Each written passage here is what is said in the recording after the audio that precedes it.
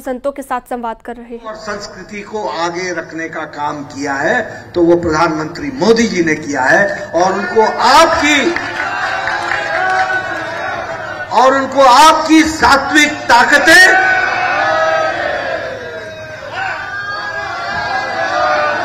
सभी अपने अपने स्थान पर खड़े हो जाएंगे। जयकारा वीर बजरंगे, जयकारा वीर बजरंगे,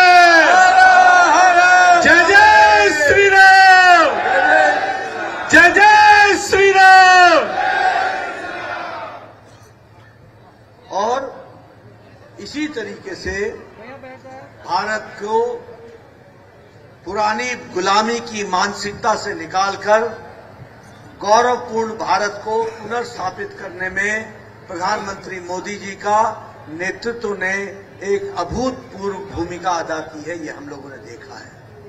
हमने ये भी देखा कि जो उपेक्षित धर्मस्थल थे उनको फिर से मुख्यधारा में लाकर, चाहे केदारनाथ का पुनर्निर्माण हो, बद्रीनाथ का पुनर्निर्माण हो, आदि शंकराचार्य जी की मूर्ति को पुनर्स्थापित करने की बात हो, जैसा मैंने कहा कि महालोक की स्थापना उज्जैन में महाकालेश्वर मंदिर में हो, और इसी तरीके से जीर्णोद्धार का कार्यक्रम किया गया है। और आज मुझे ये भी खुशी है कि उत्तराखंड में प्रधानमंत्री मोदी जी के द्वारा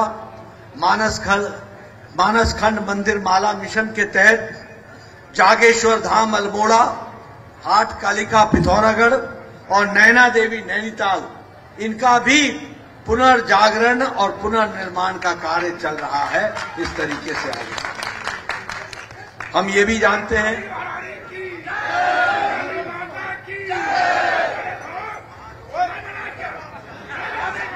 सभी खड़े हो जाएंगे अपने अपने स्थान पर।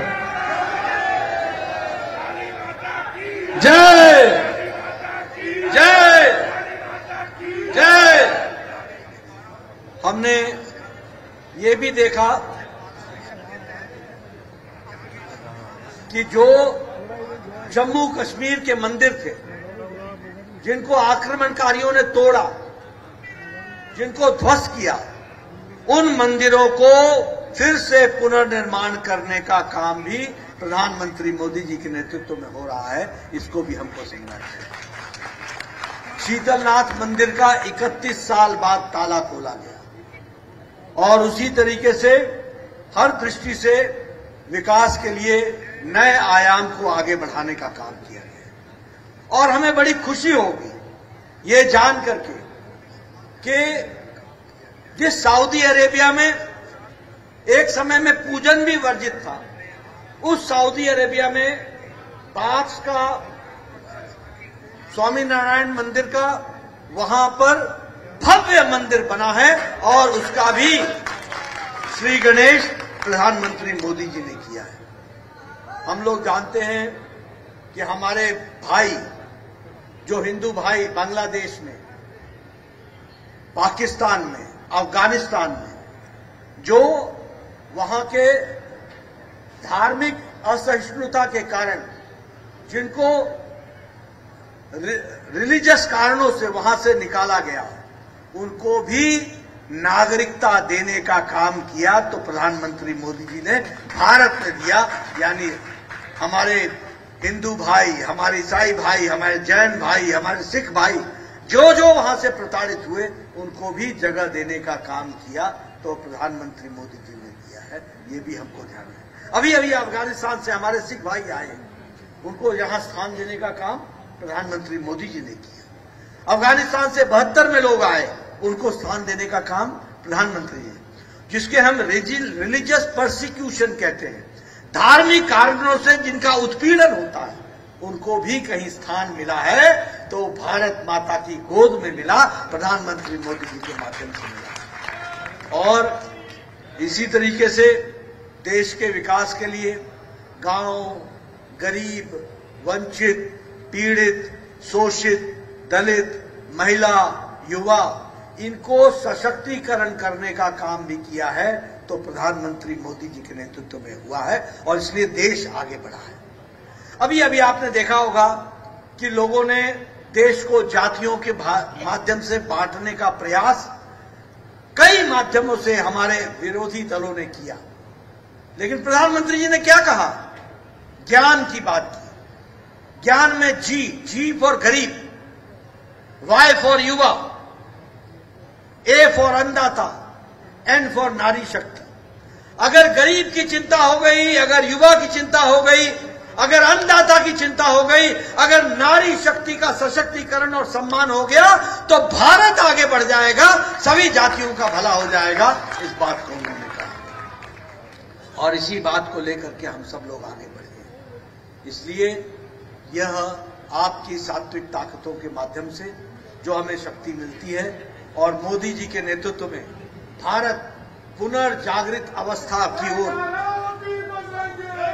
आगे बढ़ रहा है, उसको हमको आगे बढ़ाना है, ये मैं जरूर कहना चाहता हूं। एक, मैं आप सब लोग ऋषि पुरुष हैं, दिन रात अध्यात्म के दुनिया में आप लोग स्थापित होकर के, विराजमान होकर के पूजन, मंथन, चिंतन लगातार कर रहे हैं।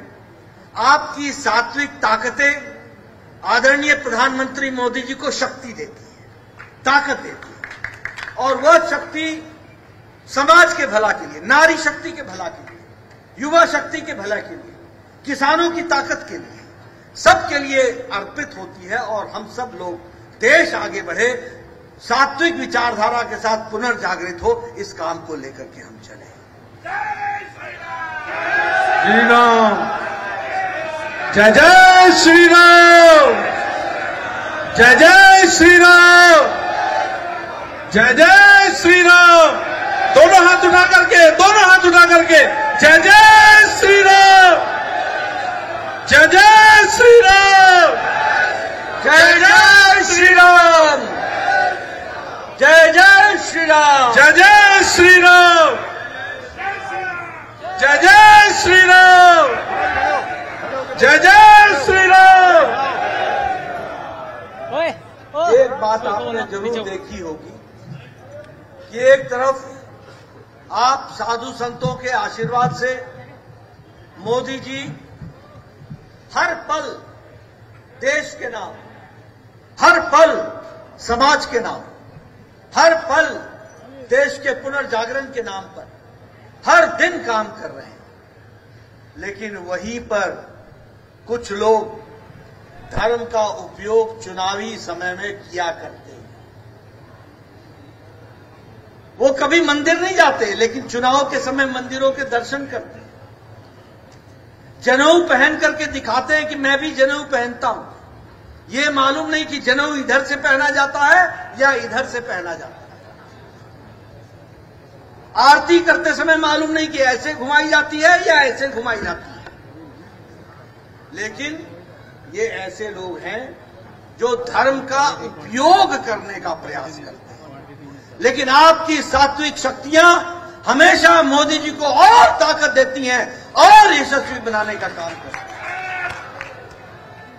मैं यहां ये भी कहना चाहूंगा कि हम जब सात्विक शक्तियों के आह्वान की बात करते हैं तो दुख के साथ कहना पड़ता है कि कुछ राजनीतिक दल सनातन ताकतों के बारे में अपशब्द भी कहते हैं और टीका टिप्पणी भी करते हैं।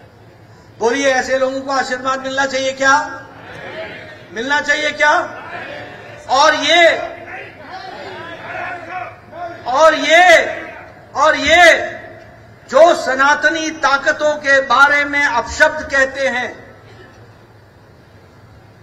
जो सनातनी ताकतों के बारे में समाज में गलत तरीके के वातावरण पैदा करने का प्रयास करते हैं, जो सनातनी ताकतों को एक तरीके से कलंकित करने का काम करते हैं, वहीं भारत के कुछ पार्टियां चुप्पी साध लेती हैं, बोलने की हिम्मत नहीं होती। ये राजनीति के कारण होती है। बोलिए, ऐसी ताकतों को भी समर्थन देना है क्या? ऐसी ताकतों को भी समर्थन मिलना चाहिए क्या? जो सनातन के विरुद्ध में बोले और पार्टियां गठजोड़ करके उनके साथ चुप रहें, मुंह पर ताला लगा ले, सनातन के पक्ष में बोलने की हिम्मत ना हो, ऐसी ताकतों को क्या भारत में कोई स्थान होना चाहिए? कोई ऐसी ताकतों को कोई भारत की जनता का आशीर्वाद मिलना चाहिए? कोई साधु संतों का आशीर्वाद मिलना चाहिए? मित्रों, आपका आशीर्वाद हमेशा सात्विक ताकतों के साथ है, जो समाज में को मंगलमय बनाने के लिए लगे हैं, जहां सब प्राणी को अच्छे से आगे बढ़ने का सुअवसर मिले, सबका सशक्तिकरण हो और ज्ञान और सात्विक वातावरण में समाज व्याप्त हो, इसके लिए हम तपस्या करते हैं। और इसको आगे बढ़ाने का काम मैंने उदाहरण